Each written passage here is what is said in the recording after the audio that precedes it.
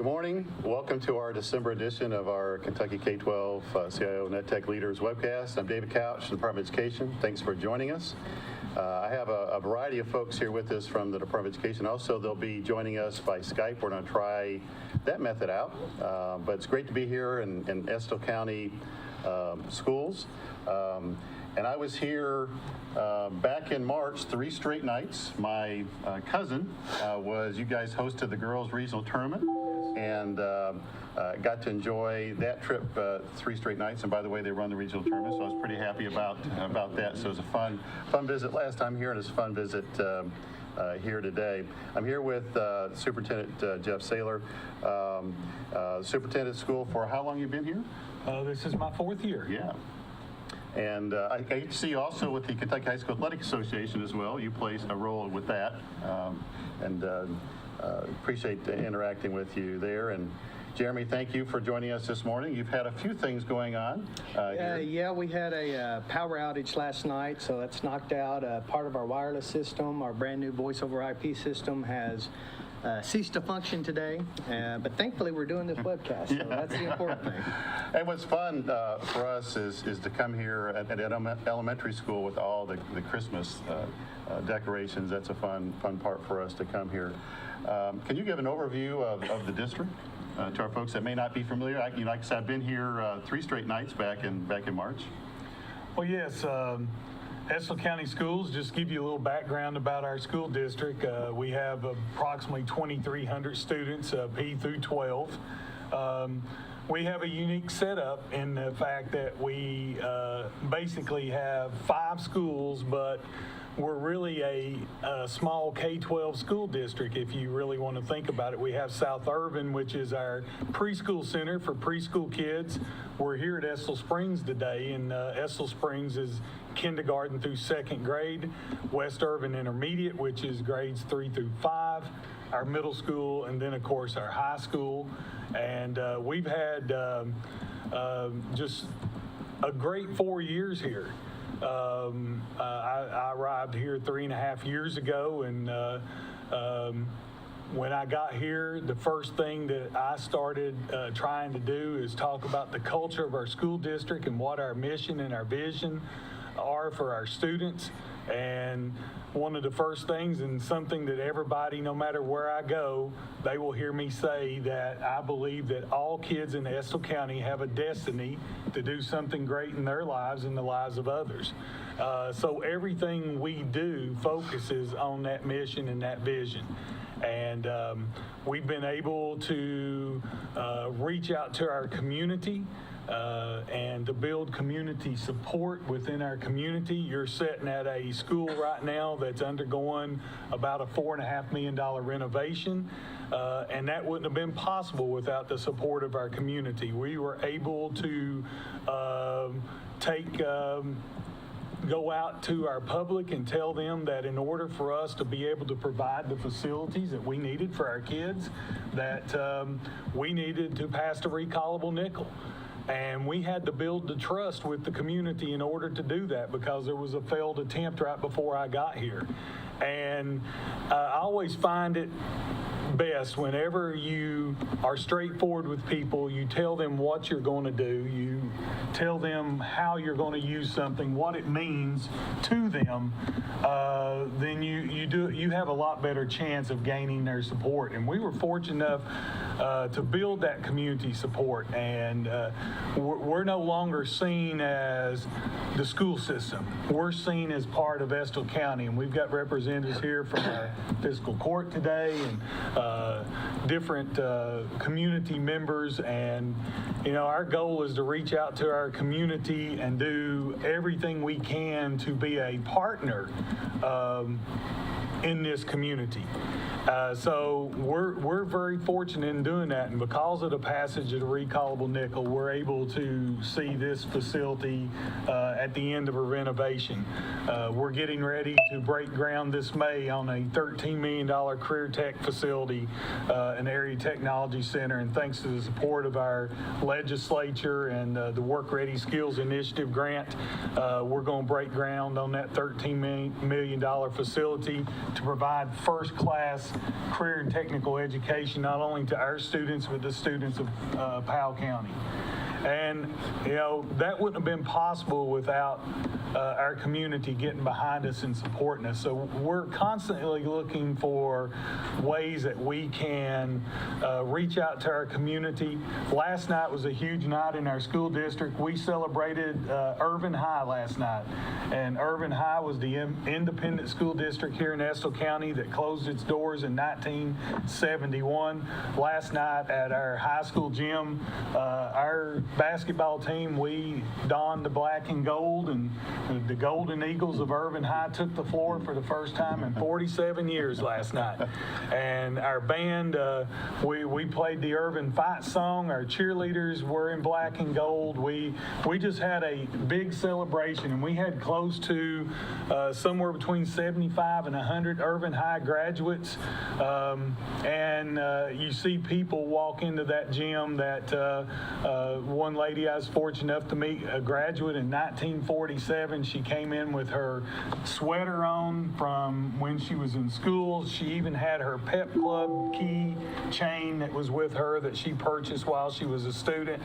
I mean, when you can do things like that, when you can get this community behind this school system, there is nothing that we can't do together when we're working as one team. And that's what we're trying to do, build a teamship relationship here within our community. We've done a webcast recently at sites that were not successful with the recallable nickel. I know what an uphill climb that is. And at the state level, I know very few states offer an incentive at the state level to go towards facilities. I want to say less than half, and it may just be a third of them. It may be actually less than that. And Kentucky is unique. I kind of like part of what they did is they said that you got to get your community backing, and at state level, we'll have money that pays into it. I find one of the most difficult things for communities is they don't realize they're actually paying into this pot through the years. And if you don't ever take out of it, you're actually building facilities of other counties. And that is a really difficult thing for the average community. And also, it's very specific in what it can go toward and can't go toward. And that has always been a challenge of trying to educate folks what it is and what it is not. My hat's off to you to doing it. There's been a lot, it's probably about 50-50, maybe it's less than 50 have been successful. So I know what uphill climb that is. Yeah, it was a huge challenge for us to go out and do that, but you're exactly right. That money is restricted. It's restricted for facilities. I don't get a raise from that. Right. It doesn't go to instructional supplies. It's just specifically for school facilities. And I can tell you that no community wants to take on additional tax. Yeah.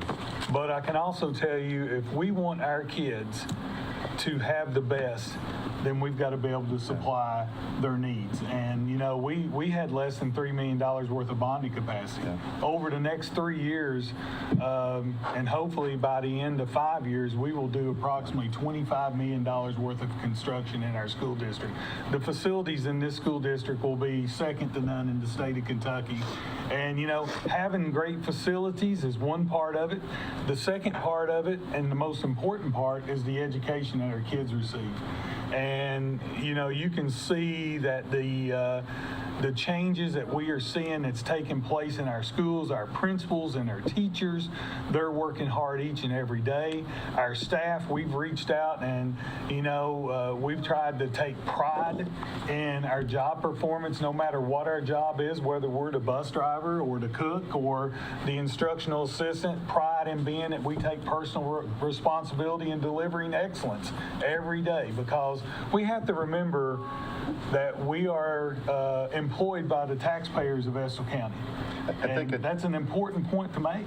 I always look at it too, is just like from a economic and business perspective, you're going to more likely attract and keep top teachers if your facilities are upkept. I mean, and so that means when you have top teachers, that means your instruction to those students is going to be outstanding. I think one of the challenges folks have when they're trying to make this pitch and going, well, our students are going to leave here anyway, why should we spend all this time and energy? Which is which always bothers me of that viewpoint. So I know what an uphill climb it is from all the angles to invest in it, but the bottom line is you want to do your best for children, as you're saying, and you've got to keep the facilities and the tools available upgraded to make sure they're competitive here and they're competitive anywhere that they would go. And that's correct. And I mean, this year our theme all year long has been working together as a team. And I mentioned that with our community. But, together everyone achieves more.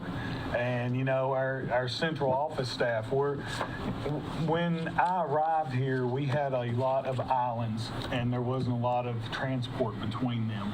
But now we've been able to unite as one small school district, almost as an independent school district. All of our mascots, we're now the engineers. We used to be the Wildcats and the Bulldogs and all that, the Patriots, and now we're all the Estill County engineers. We come together as one. We see that in everything that we're doing. You mentioned the basketball tournaments. We were fortunate enough with the renovation on our gymnasium. We're now able to host regional tournaments in our gymnasium. That was a big time for us. And then, of course, last year we were fortunate enough as a boys program to win the 14th regional championship. And it's the first time in 70 years that an Estill County team had made it to the Sweet 16. The last one being Irvin High in 1948, which was why we were meeting last night. And by the way, my twin cousins played on the team you played in the finals and not county. So, but congratulations. I was there watching that game, but congratulations for the engineers. Yeah. Well, it was really a great time, and it's a great time for our school district. And I can tell you that we have people that are working every day. Our central office, not only are we working within our schools, we're also working within the community trying to build that support.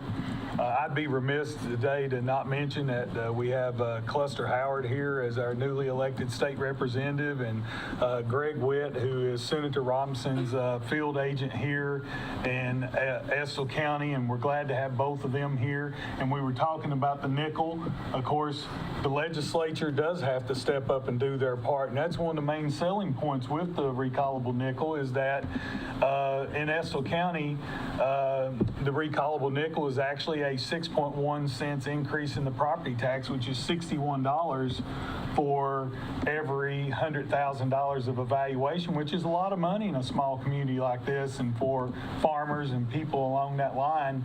But the big deal about that is that for every dollar that we raise here in Estill County, with the legislature's support and their equalization of that nickel, they pay us almost $2.15 for every dollar that we collect. Right. So that's $3.15 that's going straight towards facility construction, which allows us to bond over $20 million.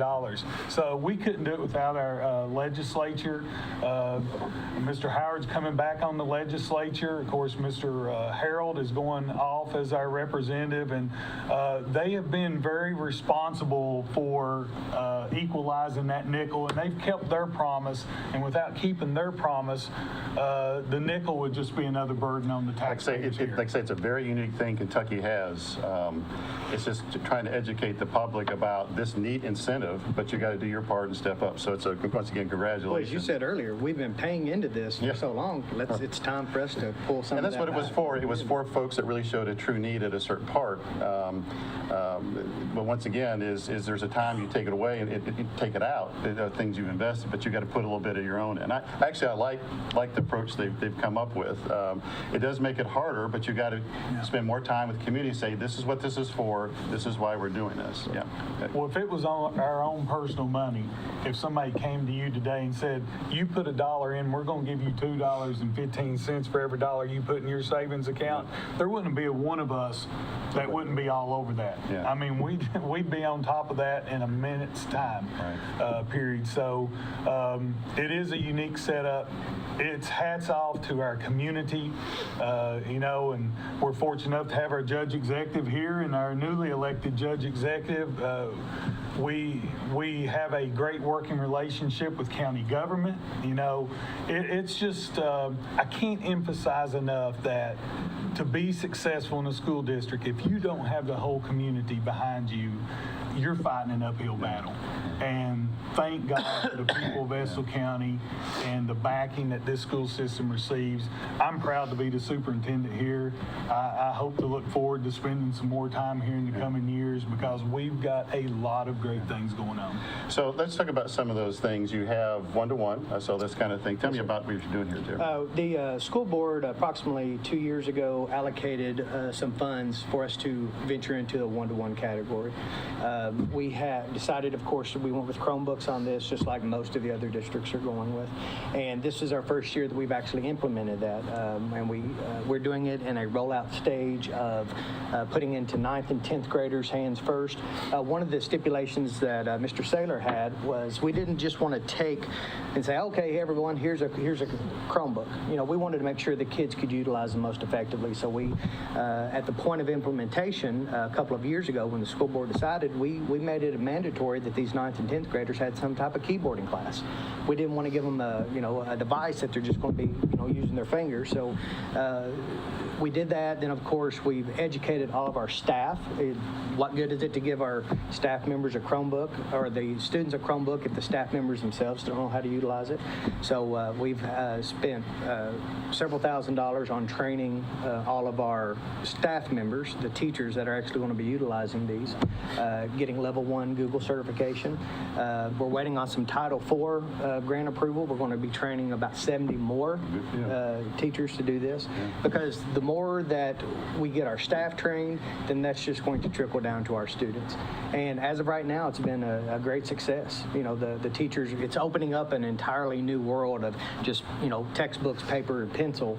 It's going to open up the avenues for these students to either do research or type papers or, even, just general exposure to the internet that some of them may not have. And Mike's going to be spending time on all the budgeting. I like how you're diversifying your funding streams. You talk about Title IV helping out with training, because I think that's what it's going to take across here. Now, we're going to be asking you questions throughout about what you're doing. I know you had, we're going to talk a little bit about McAfee with virus protection throughout and voice over IP with the KenRack fill, so I'm going to later on have you address those.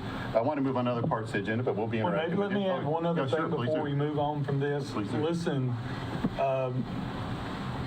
the one-to-one initiative, the recallable nickel, those things are not possible without the support of our board. Our Board of Education has, they've stepped out there in faith. They've stepped out there sometimes in some tough situations. Take some arrows, I'm sure. And they've taken some arrows, and they persevered. When you're making decisions about what's best for kids, you can never go wrong. So I'm very appreciative to our board. I've had the privilege now of working with 7 different board members while I'm here. We've got a newly elected board member here with us today. Ms. Sheila Samples is here, and she's taking time out of her schedule to be here. She'll be coming on in January. Where's she at? Oh, yeah. She's sitting out there. Okay. And it's the role of the Board of Education a lot of times gets caught up and people don't realize what the board does. Listen, to be a board member this day and time, you've got to be highly trained. And you have to understand budgets, and you have to understand people, and you have to understand what it takes to have a successful school district. And I've been blessed to be able now to, and I'll have another new board member as well in January. But so I've been blessed to work with 9 different people. And the one thing I can say is that they've always tried to have their focus on kids, and that's very important in any school district. Yep, I agree. Thank you. David, before you go, make sure you mention about Go Soapbox being up. I don't know if you mentioned that before. No, Go Soapbox is up. I know we have 3 questions for you to respond to. I have one discussion question on there. And is it, I think part of it's closed right now. Yeah, they're not open yet, but the discussion parts. Because you want to go over parts of Munis, but this is our way to kind of get feedback throughout it.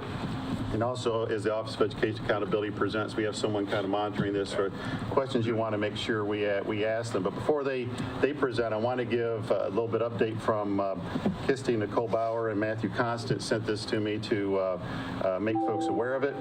The Kentucky Society for Technology and Education, KISTE, is excited to announce it has had a record number of presentation proposals this year for this upcoming conference. Outstanding. They say Kentucky excels in EdTech again. Applicants should have been notified of their acceptance by now, and the session information will be posted on their website very soon. Second point is nominations for the KISTE Vice President, Treasurer, Parliamentarian, ISTE Liaison, and Regional Reps in Regions 1, 3, 5, and 7 are now open. And see the KISTE website for instructions on how to nominate yourself or others, and nominations are due on January 11th. And lastly, don't forget about the annual KISTE Awards. Nominate your favorite outstanding leader, teacher, tech support, and making IT happen person today. And the nomination window closes on January 25th. So appreciate our partnership with KISTE. And, you know, as I take a look back over 10 years, there was a CIO that was gone for 10 years. And I was thinking what things would have changed in a big way in 10 years. And I think that technology conference is one. It's one of our big successes. Had the districts that took that over and lead that. And it is a source of pride and is a fantastic event. I'm not surprised the amount of growth that we're seeing with that. Next up, we have with us Chris and Allison. Thanks for waiting patiently. Appreciate you joining us. And once again, we may try to use this technique with others going forward. The Office of Education Accountability completed a study, a lot of things to study. The ones we're most interested in is a couple of specific topics with instructional materials. So Chris and Allison, I'll let you introduce yourselves and take off with this topic. Thanks for joining us this morning. Thank you, David. Thanks, David. I'm Allison, and this is Chris, and our study was the textbooks and instructional materials. It was adopted in October, and it's available in draft format on the LRC website. It's currently undergoing revision. We're here today to present a few takeaways. The first slide is change in number of student devices. Do you all have that up? Yes. Yes. Yes? Okay. So this map shows the change in number of devices from 2014 to 2017 by district. We can see that districts have made improvements in providing devices for students. Student devices increased by nearly 197,000 devices, or 60%. And the Technology Readiness Survey also revealed a shift towards newer and updated operating systems on educational devices across the state. Next slide. So this graph shows devices for elementary students increased by 65%, and devices for secondary students increased by 56%. That's nearly 92,000 devices for elementary and 105,000 secondary, while devices for staff use increased by 13%, or about 13,000 devices. In 2017, student devices accounted for 83% of total devices, compared to 72% of total devices in 2014. So again, you can see that districts have made improvements in providing devices for student use. Next slide. Hold on just a second. Andy and Megan, you all right? We're having some trouble. I think that speaker there's having a problem. Oh, that might go a little farther away from the speaker, actually. Let's try it now. I'm looking at faces on Andy and Megan, so okay, go ahead. So, sorry, Allison. Please continue. Okay. Okay. So we should be on the students per device by district map. Slide 3. You good? Yep. So this map shows the number of students per device by district in 2017. In 2014 only 9 districts had achieved one device. Is that the right? What slide are they on? Third slide. They're on the third slide. Okay, we can keep going. In 2017, it was up to 60 districts had achieved one device for every student or better, which accounted for 35% of districts. So by district, there was a range of 3.5 students per device to less than 1 student per device, compared to 2014, when the upper range was 6.5 students to less than 1. And while this does create more opportunities for students to use devices, the Technology Readiness Survey found that an estimated 4 out of 5 students in Kentucky had reliable internet connection at home in 2017. I'm going to turn it over to Chris. Next Okay. slide. Thank you, Allison. All right, we're on slide 4 now. As part of the survey that we administered to superintendents at all the districts in Kentucky. Respondents were asked to list any notable advantages or disadvantages associated with using digital instructional materials. The responses were then organized into 3 specific groups. We had the student level advantages and disadvantages, teacher level, and district and school level. The responses indicated that at the student level, the use of digital materials have increased access to technology, increased levels of student engagement, provided more personalized learning opportunities for students. Notable disadvantages at the student level include potential for student distraction and occasional device breakage. Teachers benefit from the content updates that occur with some digital purchases, as well as increased levels of professional development to enhance the fidelity of implementation of the materials. Enhanced communication with students and parents outside of school is also listed as a teacher level advantage. Disadvantages at this level centered on outdated hardware and the acceptance of digital materials by some teachers. District level advantages centered on cost savings through decreased printing costs and content organization through learning management systems. Disadvantages at the district level were the costs associated with the hardware purchases and the maintenance. Network reliability was also indicated as a barrier to digital content delivery. Next slide, please. Also part of the survey, we asked whether student data generated from using digital instructional materials was shared with vendors or other outside entities. Approximately 80% of the responding districts stated that student data is not shared with vendors. For those districts that do share with vendors, the reasons given centered on progress monitoring, reliability of vendor-generated assessments, and data collection for policy digital learning platforms. As for the outside entities, approximately 82% of the responding districts stated that student data is not shared for any reason. For those districts that do share, district data sharing agreements are required. These districts stated that the most common reasons for sharing student data generated data pertain to research associated with state and federal grants. And that's all we had on the slides, David. Okay. So, part of it is we can ask, Essex County for what your responses are as you see that. But Chris, I want to give, and by the way, full name Chris Riley and Allison Stevens. So thanks for joining us. The entire study, because I know you presented to a subcommittee, a legislative subcommittee, and so this is a subset of your entire presentation. So where can your entire presentation and slides be found at for those that would be interested in seeing the whole thing? Well, there's a draft on the LRC webpage right now. So under research publications on the LRC webpage, you should be able to find it there. I don't know the exact number of that, but it should be near the top on the list there. And then it's undergoing final edits right now. And then once those edits are completed, then the final draft version will be available on the webpage and then also in print format. So, Marty, I don't know if you had questions, but I just give your all's reaction to what you just saw from Estill County's point of view.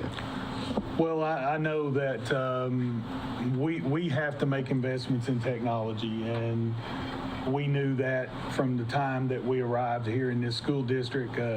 Jeremy, of course, came on at that time as our director of technology, and we've made a lot of advances here, as I said, in the last 3 years. Next year, and due to different funding sources, we're going to be 1-to-1 grades 7 through 12. And it's been a big expense. I mean, it's been a general fund expense. It's been through grant dollars, through Gear Up. It's been through CATS funding, even upgrades with voice over IP using capital outlay funding. So you have to try to pool all of your resources together in order to try to make this happen if it's your priority. And we know that we live in a digital society. It's becoming more of that every day. So we have to equip our students to be able to exist in that society. We have to be able to train our teachers to be able to, honestly, our teachers and the adults are playing catch up. With where our students are actually at, because I can watch my 2.5-year-old grandson now can do things with an iPhone and an iPad that I didn't know existed, and I mean, he's 2.5 years old. So we see that the technology age for all of us is sitting there and thinking, well, it's going to slow down or it's going to hit its peak. It's not even close to being there, and we've got to get in with both feet, or we're going to be left behind. Right. And that's basically where we were at 3.5 years ago. But again, our board saw the need. It's part of our strategic plan in terms of implementing our one-to-one devices. And I mean, we've made over $500,000 worth of investment out of our general fund. We've probably spent close to $1 million, if not more, over the last 3 years, increasing our capability when it comes to the wireless network. And Well, that's what I was going to say. You can kind of pigeonhole yourself in to, I just need a device. That's all I need. Once I got that, I'm ready to go. And for one person, that's fine. But when you're looking at rolling this out to, 2,000 kids, you got to have the back end structure to support that. If you don't, then it doesn't matter what you give them because it's not going to work efficiently. The user experience is not going to be where it has to be, and then they're going to get frustrated with it, and then they're just going to stop. And then again, you also have the training because, as Mr. Saylor said, it's not the kids that are going to pick up on this. We have to have the teachers. Number one, can they utilize it? And number two, do they know how to effectively implement that technology into your normal teaching? If I'm a science teacher, I may be a chemistry teacher. I might be, used to using labs, or, if I'm a history teacher, how am I going to utilize this more effectively in my classroom? So you can't come at this from one direction. You have to look at it from varying points to make sure that, number one, you can afford it. Number two, can your teachers and students utilize it? And number three, can you support it? So Mike, I don't know if on Go Soapbox you're looking at there anything bubbling up for our OEA team. I was pleased, Chris and Allison, to see that districts are taking very seriously not sharing information they shouldn't share, especially with vendor partners. That was one of the good things that I saw in this. I really liked how from our digital readiness that you populated some charts I've never seen before. Where all the district, where every district is at in this state. So I'd encourage districts to take a look at those charts. We just showed a couple of them here, but you have lots more within your study. The part there, and I don't know if Marty Park is there. I don't know if he had a question that he wanted to ask you or others about. The one part is the printing. You've seen a shift, and Mike's going to be talking about printing too, is a shift of overall expenditures from printing to digital.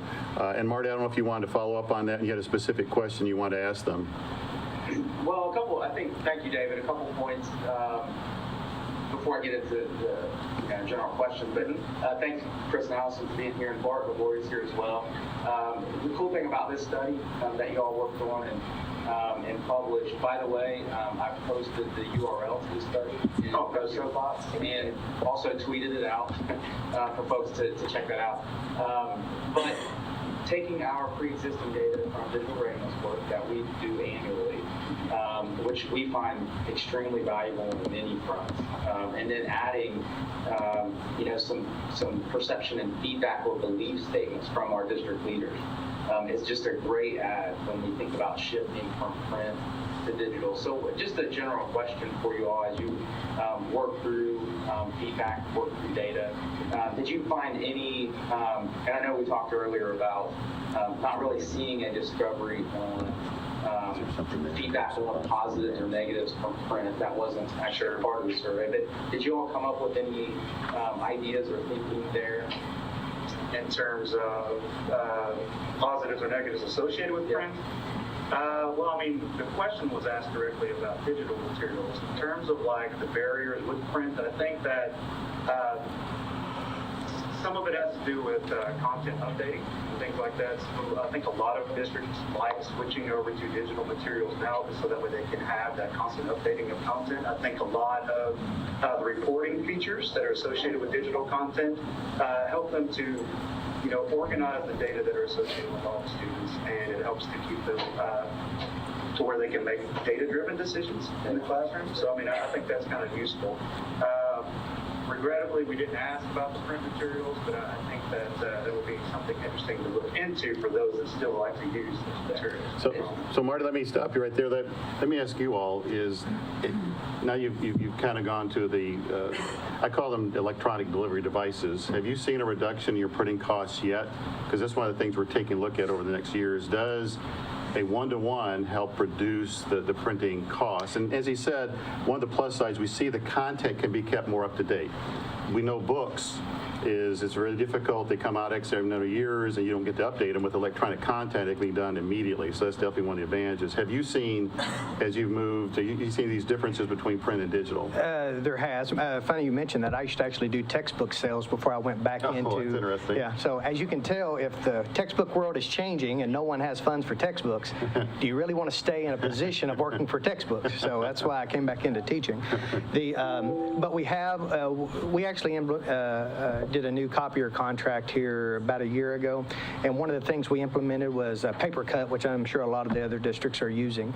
But one of the great benefits of that is it allows us to track our paper usage, our printing usage, and then plus with this one-to-one, we were one of the districts that chose to go the Google route, and so with that implementation, we also are heavily utilizing Google Classroom, and with Google Classroom, students, when they have their Chromebook, they can type up a paper, they can submit the paper electronically. There is no reason to print. There's no reason for a teacher to print out. Now, do I feel that in this day and age that you can do away with, complete printing? No. You're going to have some types of printing in your district, but it's a downward linear fall. I mean, it's slowly declining. One of the districts we looked at recently, and I don't know what percentage your budget is, and Mike looks at it, it was like 40% of their operational budget had to do with printing. Yeah.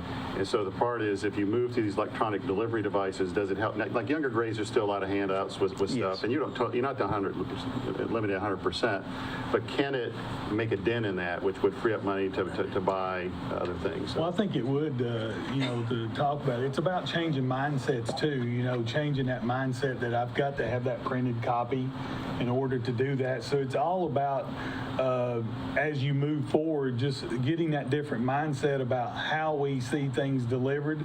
And I think one point here that we're starting to see, and with, representatives of the House and Senate both sitting here this morning in this room, I think one thing we started to see in this last session is that we saw instructional supplies being completely removed out of the budget. And I think you'll see later on the thinking that, well, we no longer need textbooks.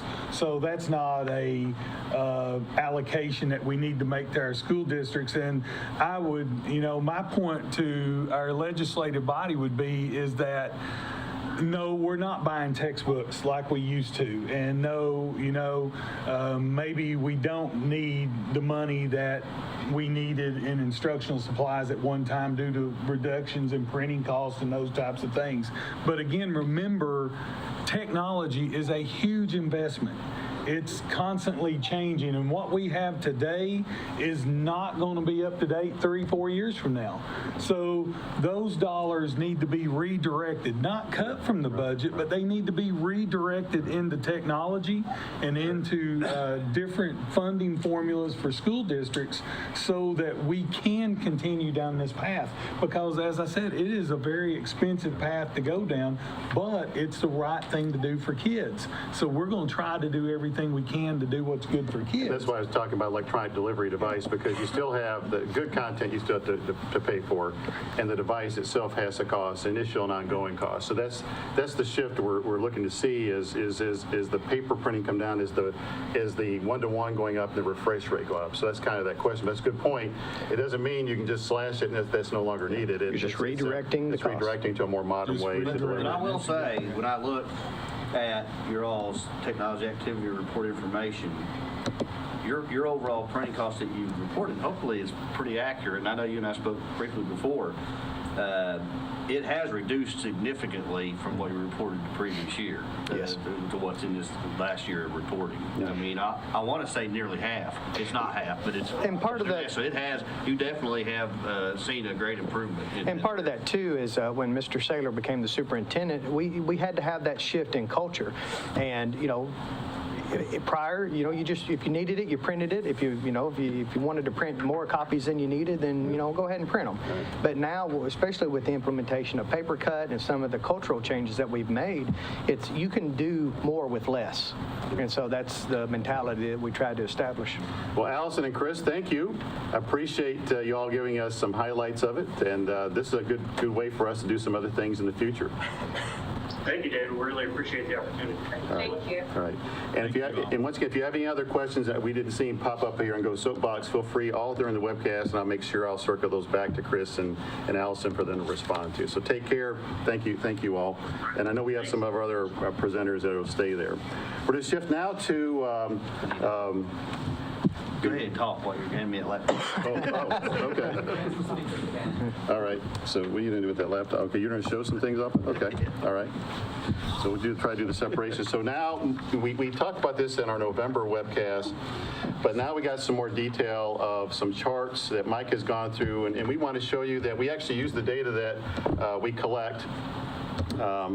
And this is from your finances. So, Mike did some work, and we're going to do that. We do this every year about where did the money go as far as spending on education technology.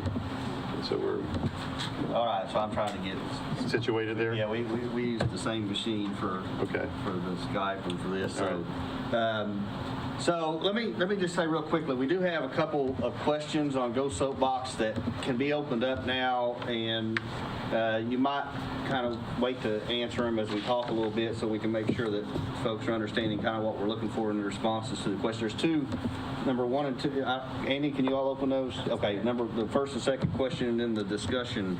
There's a discussion question as well, so those can be opened up, and then I also want to kind of just remind everybody, as part of the overall effort here, obviously we're going to speak a little bit specifically to the technology activity report data, which is a direct report out of the Munis financial system that shows how expenditures are being made on technology-related items.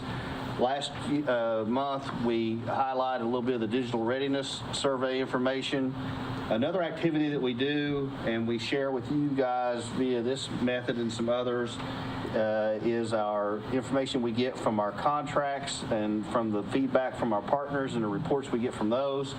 And there's some other methods by which we get information. And we basically, and the overall effort that we will continue to be working toward is how we bring all those things together, and we present those in some meaningful visuals, some meaningful outputs of information that we use regularly, for sure, when we present the overall status of the technology program in the state of Kentucky. One of the most notable outputs of that is our infographic that we use now, that is a visual that really does a good job of displaying where things are at. So that's going to be an ongoing effort, is what I'm wanting to say. This technology activity report data will feed into that process. Another thing I want to mention real quickly is over the last year, maybe a little bit more now, we've really done a focused effort on trying to review how are we doing the technology activity report, how are we using that data, what was the meaningful way to do that. We made adjustments to the commodity codes over the last several years. We went from over 100 down to 18 now. We actually met with,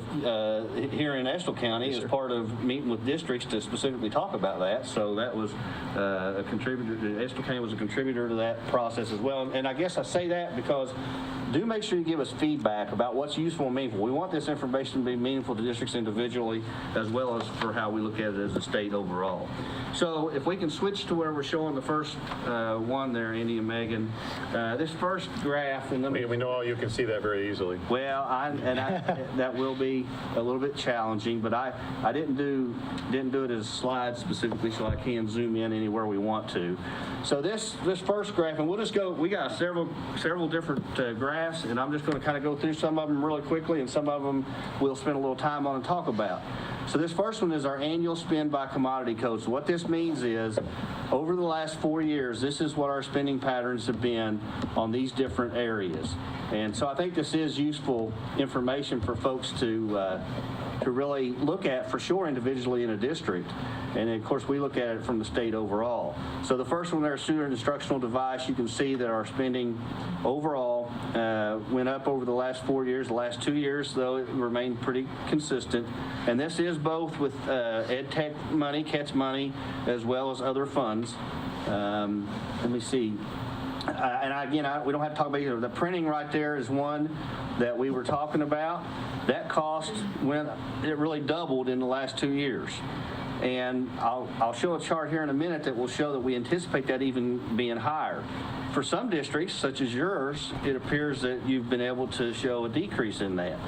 But we know that there's a lot of districts that have not been showing their true overall printing cost, including all the different things that are part of printing, as we were just talking about. And again, I'm going to talk about that here in just a minute. Instructional digital content is an interesting item where that cost has continued to go up. And again, part of that's because we feel like we're getting a more accurate representation of the money that's being spent on digital content. And then I know we were talking before, and if you could just comment on what you were saying before first, what do you think may impact that cost going up? Yeah, before we even started the webcast, Mike and I were talking about that. Why is that increase? Well, if you now are putting devices into the hands of students, there's only so much you can do by saying go to Google and look for something. So when you have these devices, that is your opportunity to go out and use these digital content providers, these instructional learning platforms. So you're going to see those costs increase because you now have access to those so that a teacher can use them in their classroom. Now, thankfully, for example, Google Classroom that we heavily utilize is for free, but there are others out there that you do have a premium that you have to pay to utilize it, but you are getting a lot for your money.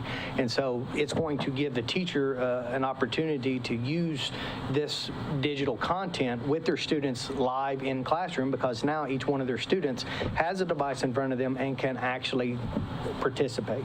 And so, of course, that means you're going to have those increased costs. And I wager the bet that you're going to just see that cost increase tremendously over the course of the next 5 years. I'd like to say this with our folks that are watching, the folks in the audience.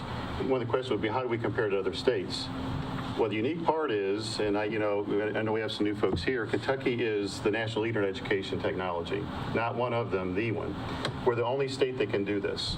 So when we say that's how we compare, well, we'd love to see how we compare, but no other state that has the same financial management system used in all districts has an internet in every school and every district office, and the same standardized one, and the same student information system. And so we can do things in Kentucky that the other 49 states cannot do.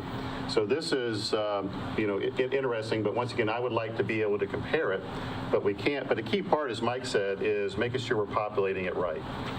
And our agreement is reducing all the commodity codes to bring a very few number. Is we expect those few number to be accurate, but once again, really getting the true total cost of ownership of printing. And so that's why it may be going up, because it really wasn't captured before, but we should see it decline when we see the materials And I'll even, as you're catching all of this data, when I came on in my position, our finance department is, as far as I'm concerned, bar none. I mean, they're just fantastic. So I went in as one of my first duties and worked with them and said, you know what, guys, we have to catch these commodity codes.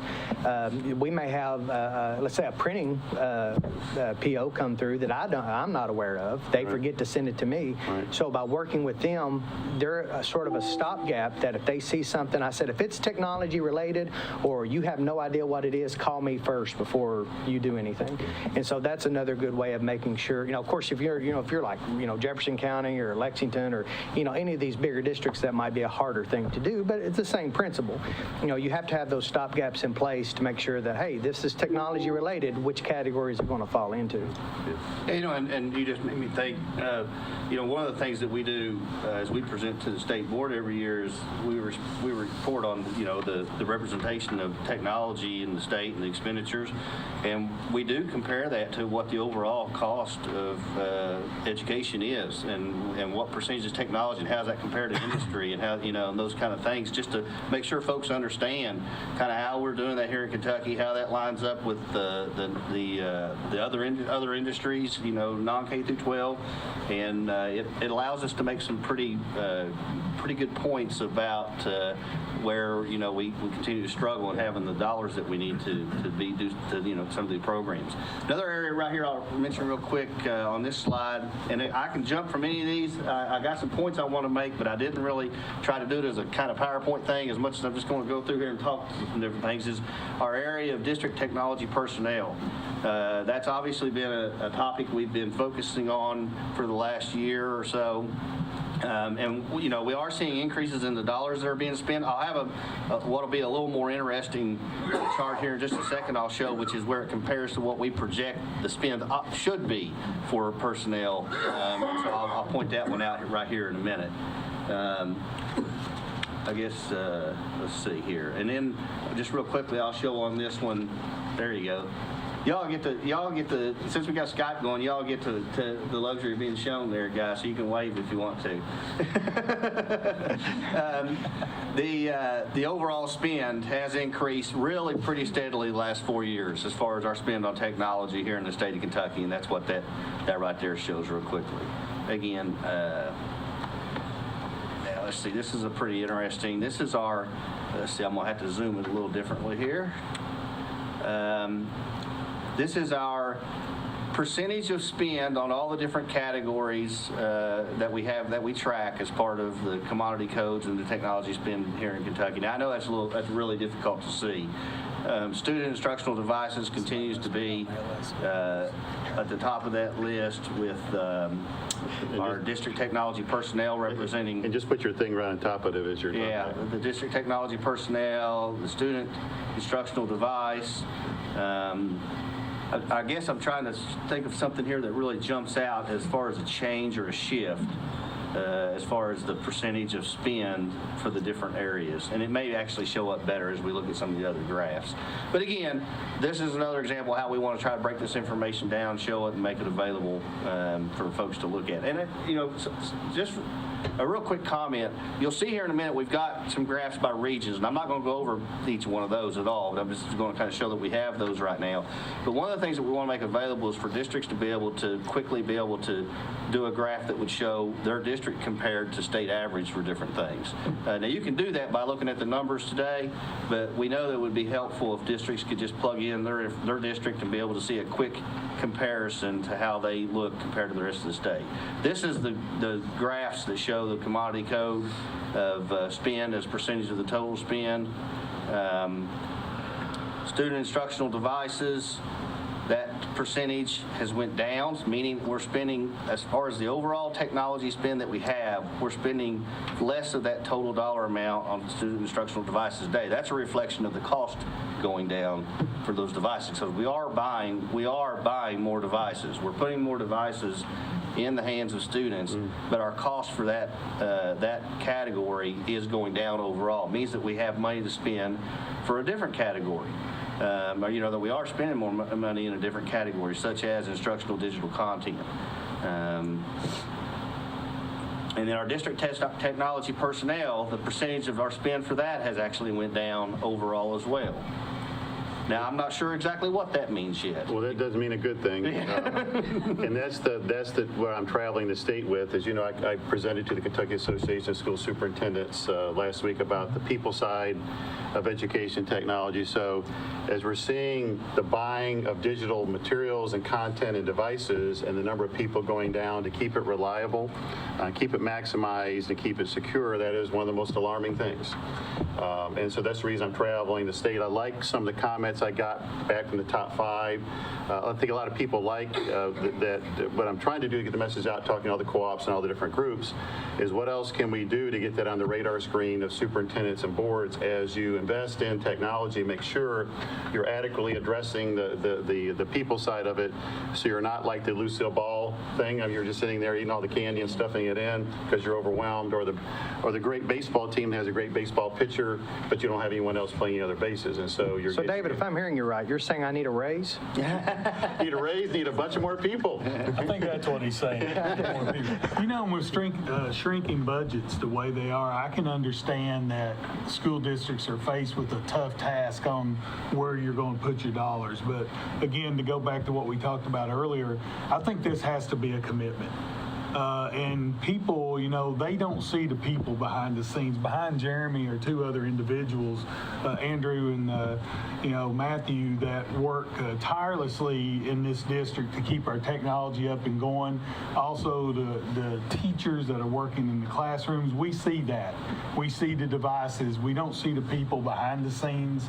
We don't see the hours that they put in after dark. So I know that making that commitment has to be very important. And one other thing, David, that you mentioned a minute ago, and I'll just go back to real quick, was talking about in terms of Kentucky being number one in terms of the way we deliver technology and able to track it. I know that's a testament to your longevity at the department and the staff that you have.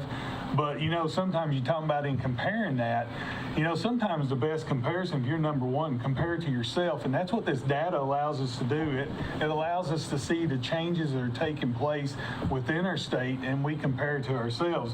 A lot of times from an old sports adage, you don't worry about the other team. If you worry about your team, you take care of your own business, then you don't have to worry about what other people are doing. And, Alabama today, they're not worried about what everybody else is doing. They're worried about what's going on in Alabama.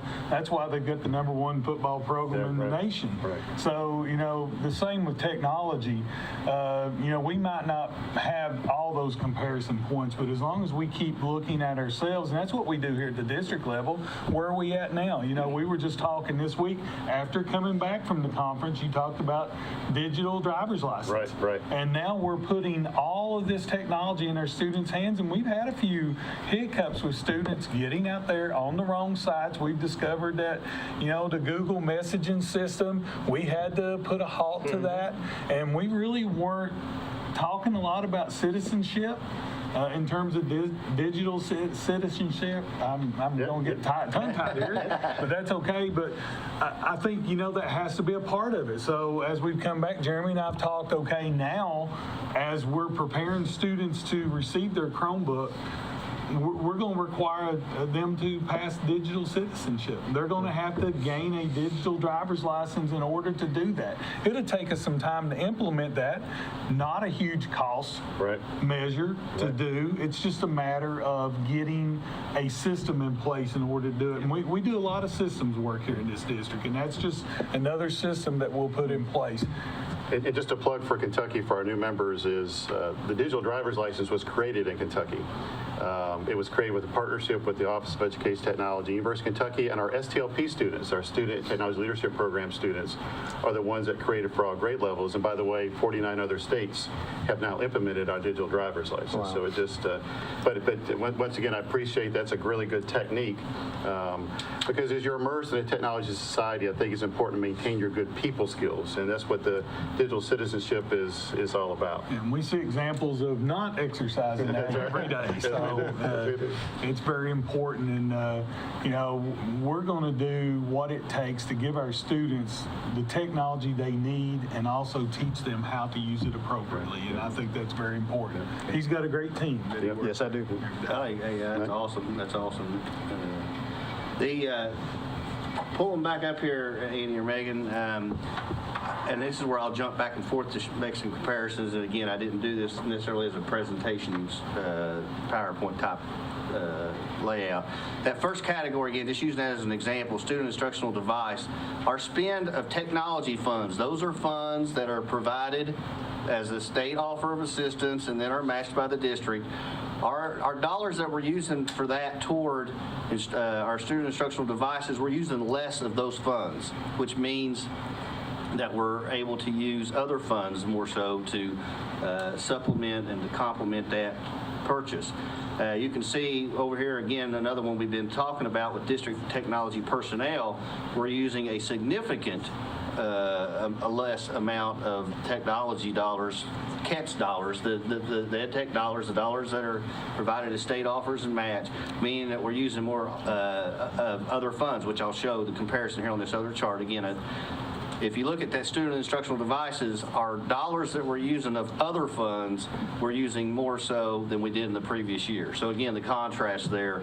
And then back over to the, again, using the example of the district technology personnel, you can see that we're using more other funds for that than, whereas in the past we were using more the technology funds, the state offers and matched funds.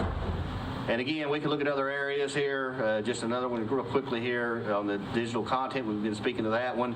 We're using slightly more education technology funds than we were in the previous year, but we're using a significant more of other funds.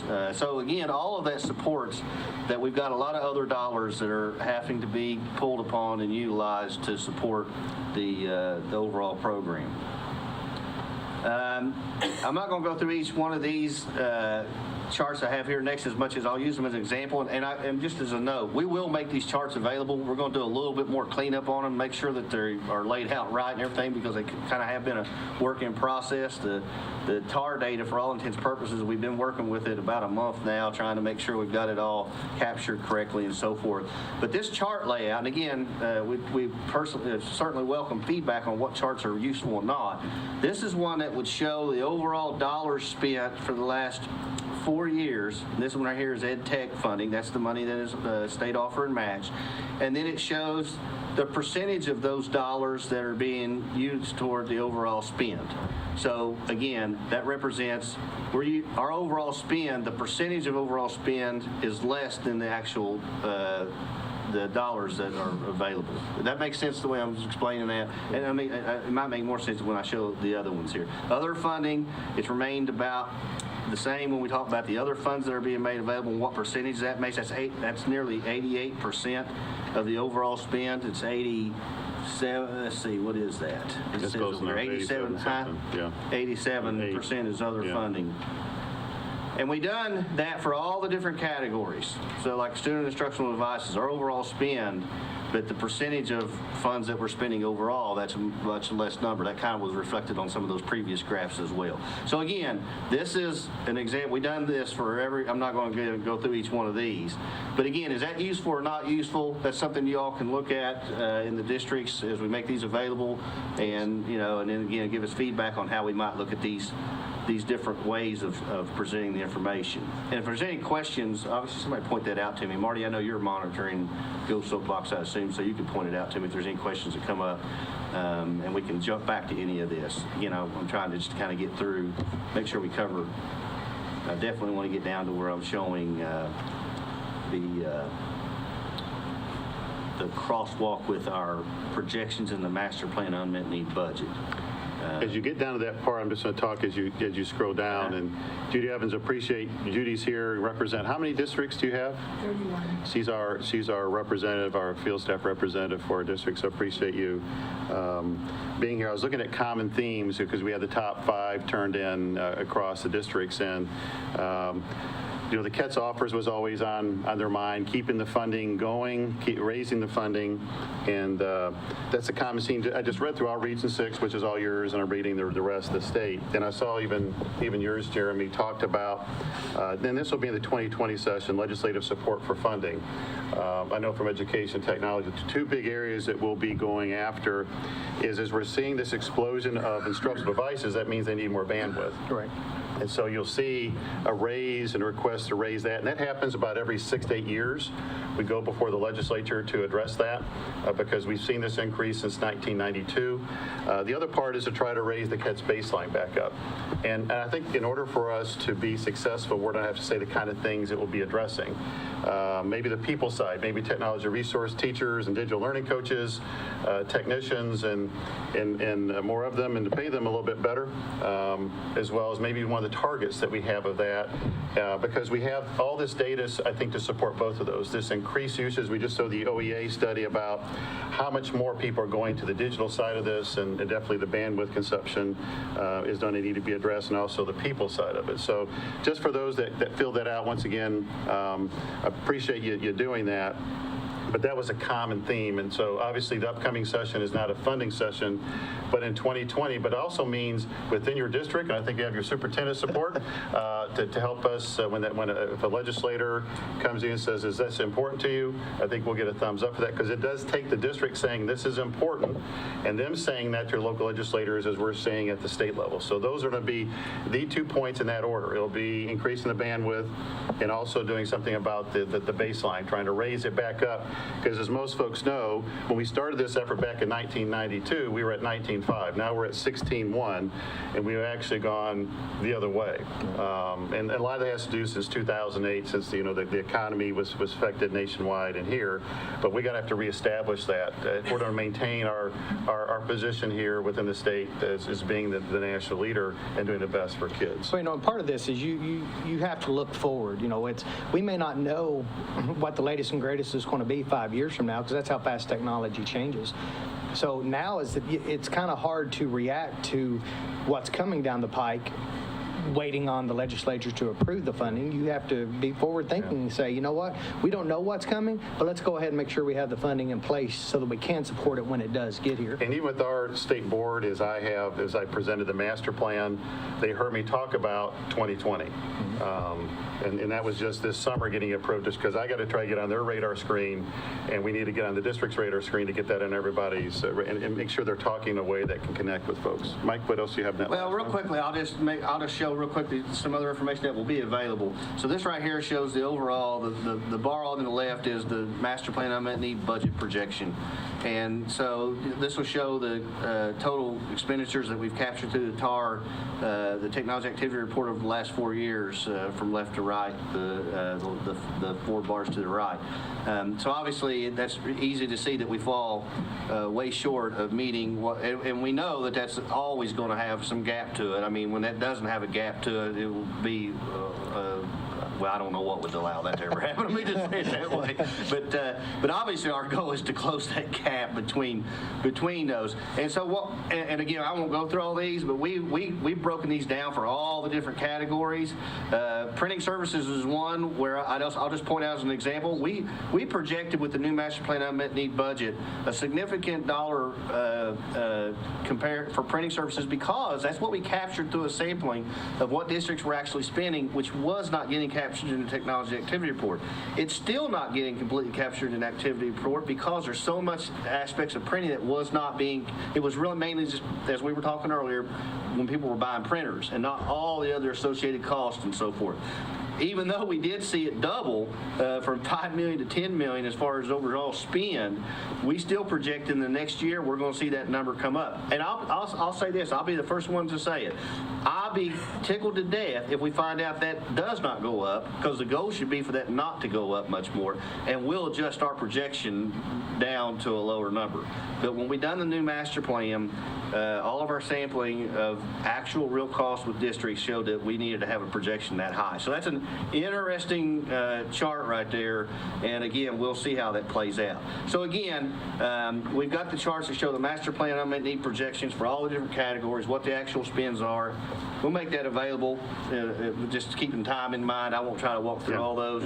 But again, feedback, do give us feedback. We had the poll questions, and we can pull Let's see those two. Let's see the poll questions that folks hopefully respond. people put a little bit in there while we were talking.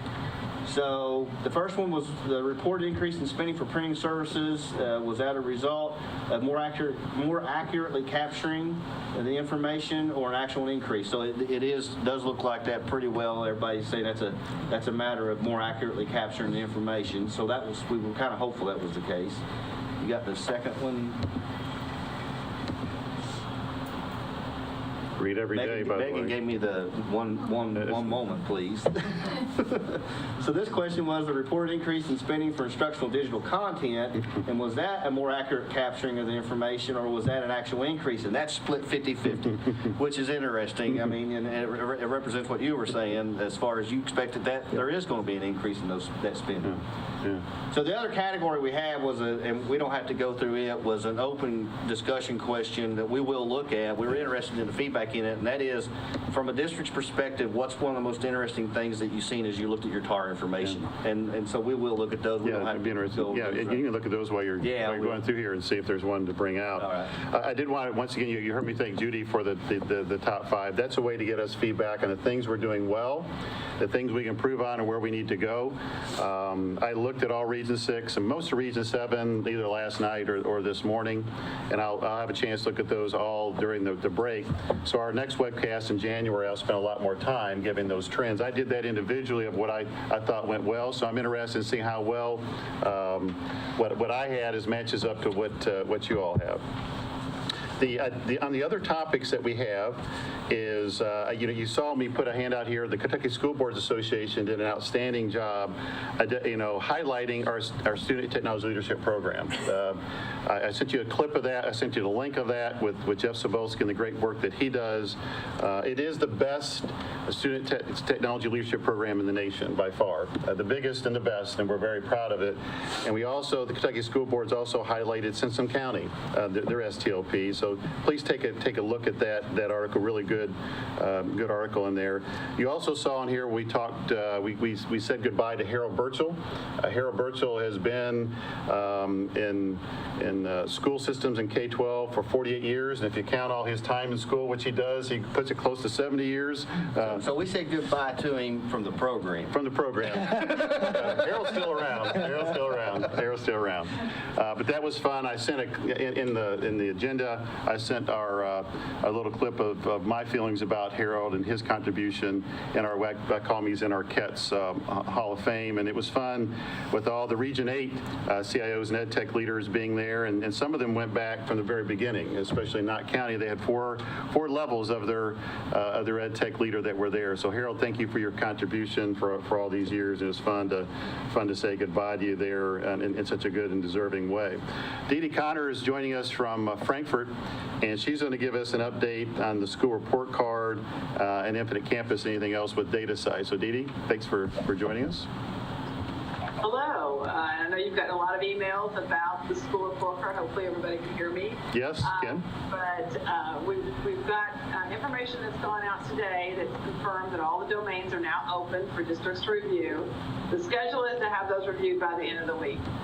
It's a very short time frame that we're under, and at this point, trying to pull this card up and trying to finish it by the end of the year, this will remain a work in progress into 2019. We'll meet the minimum requirements for having some data up by the end of the year, and then continue to build upon the card. It's not necessarily what we had expected or what we had hoped for, but it is a good first start. And there's been some, Brightlight's probably underestimated the complexity with the school report card. They've actually admitted that they did. So they understand that we've still got a lot of work to do to improve this. What you're seeing today is that all the data out there for approvals. It's not the way the data looks for the public view. That information is going to come.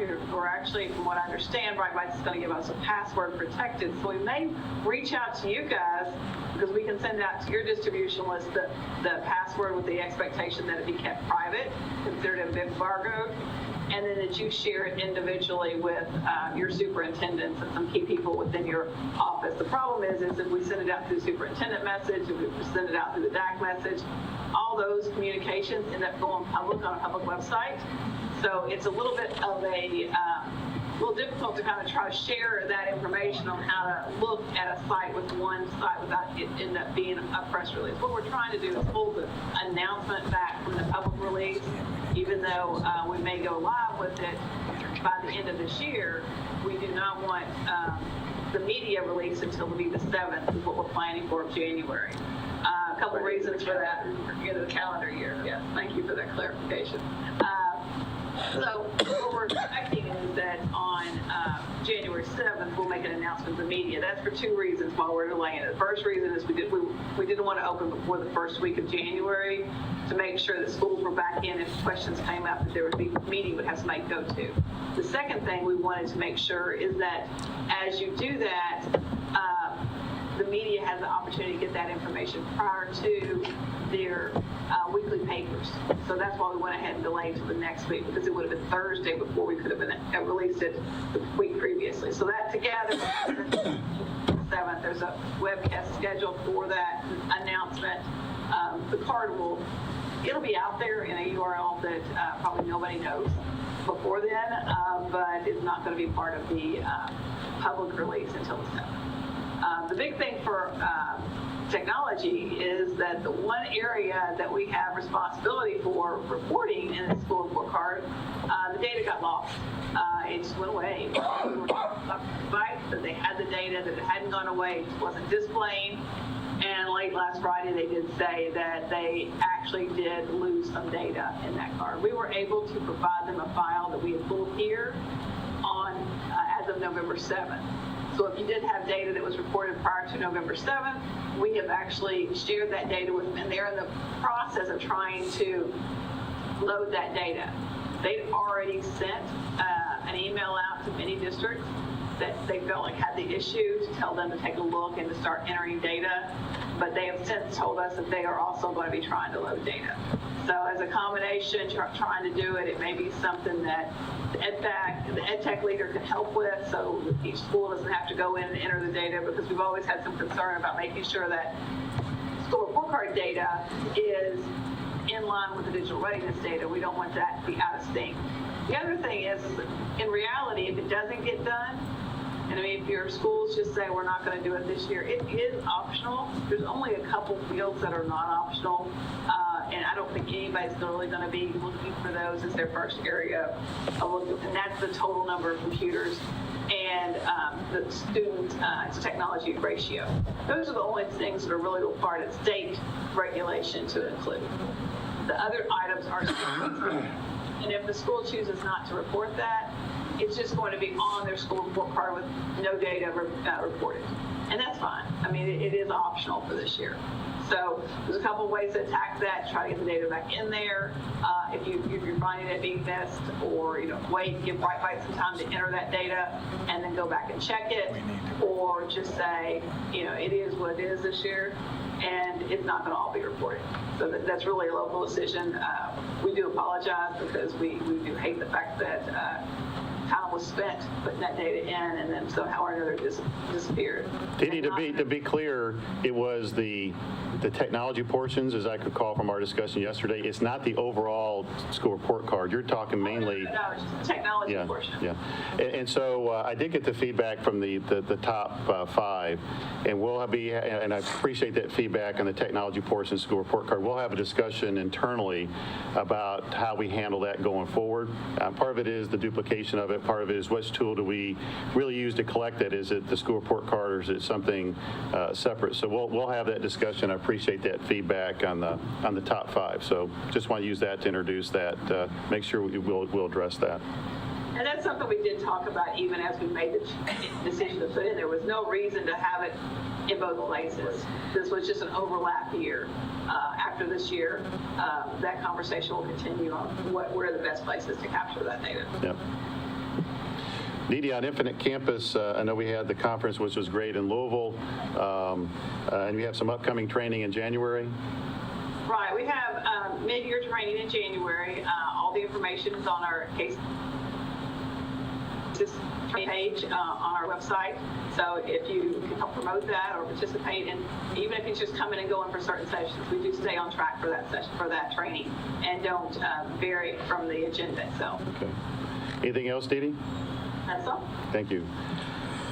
Marty, on STLP, we didn't have Louisville, I think, and we didn't have the one in Eastern Kentucky. How are we going to handle that? Do we have a feel for that? Yeah, thank you, David, and I apologize for my voice. I'm going to try to speak up. So we are rescheduling those. Jeff is working really hard to reschedule those events. We do have for late January to go back and hold our event at the Expo Center in Pikeville. which is great. That will be on January 23rd. We're excited about that, and we feel like that'll give our schools and districts in that area an opportunity to bring their students and celebrate with them on that day. We do not have a makeup day yet for the school districts who are out of school for the Louisville event. Of course, at that event, Jefferson County was in school, so we went ahead with that event. It was very successful, but we are working to reschedule that to have another event in that area. Well, make sure you pick a day where it's not snowing, all right? Yes, I mean, that's absolutely something that we will, as opposed to last time. Micah, reminders, I guess, about E-rate filing here in January. E-rate brings in $35 million a year to the state of Kentucky as federal funds, and I guess that's just a reminder about Yeah, 471. a reminder, the 471 filing window should open in January. The big thing I would add to that is if you're doing a 470, in other words, a new contract, sometimes you need to do that 28 days ahead of the closing window so you can do your 471. So just keep that in mind. And most everybody is in tune with that, but obviously we can assist as needed. And then the second cat's offer. And after we all get through this little holiday break here, we intend to move forward with the second offer, which is $7. First offer was done back in October. That was $9. Second offer is $7, which we'll be doing again in 1st of January. And then the third offer is still projected, and we should be okay with. Don't have any red flags right now, as it will be $5, total 21, and that'll be like in April timeframe, total $21 for the year. So I wanted to close with something that Estill County identified as things to be on our radar screen going forward. Two of them, and Phil Coleman's here to talk about them, is the McAfee virus protection. What is our strategy going forward? Definitely that's on our radar screen for 2019. And voice over IP, I know that's important to you, but also the capability through the KINRAC. So I'll start out the discussion and let you kind of talk about your view of it. And it's interesting of the feedback I've received so far. It's interesting. There's different perspectives of it, of what we do going forward. We definitely want to hear all of them. But Phil, I'll let you talk about whatever our next stages are, but also what's your view on the virus protection. So I'll just start with you and then let Phil respond. Of course, virus protection is necessary. But one of the things that we would love to try to do is get away from McAfee. And that's just from a district standpoint. It tends to be more of a resource hog than it should be. And we would love to see that we could position ourselves into something that was a little bit more fluid, not as resource intensive, because it's, for the most part, all virus protections out there, whether it be McAfee, Norton, or Microsoft Security Essentials, is doing their job in keeping our systems safe. And so if we can do something that, can position us into utilizing something else, that I just think it's going to be win-win for everyone. And I think it's virus protection, it's the management of it as well. Yes. And part of this discussion has always been, how good is what comes with the operating system? When is it good enough? And a lot of different ways. But you do have to have that management. But how do you manage what you set out to make sure you're keeping up to date with that? So Phil, can you get? So from your feedback, I get the feeling that that was that was a strong point, I think. So have you thought about how you would handle virus protections and what you would actually implement in place of McAfee? As of right now, no, mainly because we're still relying on, the McAfee. Once we are ever told, yes, you can move forward with something else, then of course we would put more effort into it. But as of right now, that's one of the great things about, OET and just having KDE support us. Right. That's one less thing that we have to focus on. Right. And with our district, we're going to go with whatever's best practice. Right. So it's, whatever, we kind of rely on you guys to give us the latest and the greatest and, help us through this. And I think that's the point is, and especially really tiny districts too. I mean, sometimes they just have one person and they're saying, this would add another burden to me. And so that's the balance that we have with that. Definitely I saw that in the responses. And Phil, I know we're going to talk about that. I know the summit, this is probably going to be a topic. We're having in the summit in the spring, but also we're going to have another webcast after first of the year to focus more on some district input. And we just want to make sure that we get everything from the districts and we get all their perspectives. And this is really helpful as I look through the district feedback. I guess my question to you right now would be how much Windows do you have left, and how much of it is Windows 10? We are, if I had to give a percentage, we're probably 95 or higher percent Windows 10. Windows 10? Yes, if we can put Windows Right. 10 on it, we Right. So that's a big key, is Yeah. the licensing part, and then if you were Windows 10. Those are, to me, Yeah. those are the two big keys to be successful. Yeah. And we're, you know, let me clarify, we're not opposed to McAfee, it's just, Right. Right. it just doesn't run as well to me as it should in the operating system itself. No, we don't, and I'll admit, we probably are better than most. We don't have that much of an issue with it, but it is resource intensive. And, you know, even if McAfee themselves could somehow redesign it to a standpoint that it, you know, didn't use as many resources on a machine, we're fine with it. Because it does its job. We have, you know, knock on wood, we have very few virus outbreaks in this district, so it does its job, so I can't complain about it. And I think you all understand, I think the folks that are watching, a lot of this has to do with the significant budget cuts we've received over the years. Yeah. And so this is not like, oh, we want to stop just doing it. And virus protection, we know is, you know, how crucial it is. But we also know the increase of bandwidth and just trying to buy some time until the 2020 session. And this will allow us to take the money that goes toward that to buy it, you know, for example, more bandwidth as an interim step until we get the funding situation dealt with. And if we don't get it dealt with in 2020, then we have to wait till 2022. Yeah. So part of it is looking ahead to do that. So that's the balance of this. You know, if we're not in these significant cuts, then this would not probably come up. But we're at that point, and we recognize there's X number of districts. This is so important, and they don't have more than one person, and it adds a level of burden. Just not the virus protections got sophisticated enough, but the management services that add value-added services that we provide from OAT to school districts in this arena is definitely seen as value. So some of this is testament to how good that service is, Yes. and how much districts value it. Phil, you have one more on the vice, okay? So I guess the second thing that you had put down was voice over IP over the KENRAC. And we have done that with some school districts. We've been working with several of them. And as you know, we not only have to work with the school district, but we have to work with your voice provider. And so it's always challenging because they all do something a little bit different. And just give us a chance to work with you and work through Judy, and we'll open that up for you, and we'll try and make that happen for you. We just, as a matter of fact, Monday was the phase 2 of an implementation. It's been about a $150,000 project of us upgrading all of our buildings to voice over IP. And we went with a local community television to provide those SIP trunks. And so, you know, this was kind of a new thing for them. It's brand new for us. But, you know, if we could send that traffic over the KENRAC, then that's just one less. And we really should look at that traffic as data. Yes. And not voice. So I think you know, whether it's video, voice, or data, we should all look at that as the same. So.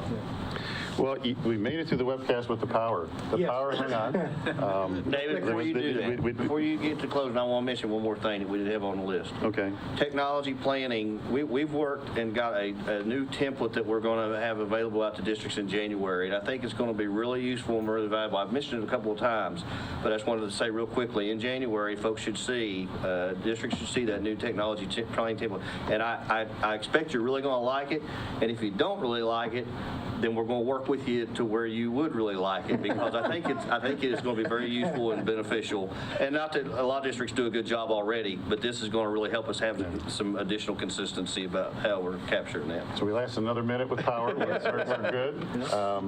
And I guess was it no power here last night? Had a transformer blow, and once it blew, it actually caused a fire somewhere else that burned through an electric cable. So the lights were flickering. You know, it was almost like a rave here. So it could have been a black night, yes, right? It was. And speaking of black nights, the Army Black Knights, 17. The Navy folks less than 17. So I attended the Army-Navy game, and I know we talked about this in our last webcast. What a great thing! So if your Navy got next year, we got 3 in a row.